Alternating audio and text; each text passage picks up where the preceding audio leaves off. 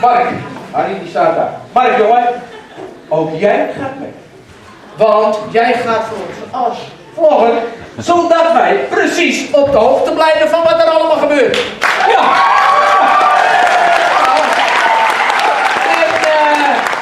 De heer van Harenkast-Polduik. Ja, dat weet ik nog, luitenant wel. U doneert de helft van de kosten voor deze reis, ja? Dan hoeft u de school ook niet te kopen. Ach, peanuts. Ja. Het gaat er niet om dat je anderen de waarheid zegt, maar dat je je eigen waarheid vindt. Weet je wat het is met die waarheid, hè? De enige echte waarheid, dat is een hole in one.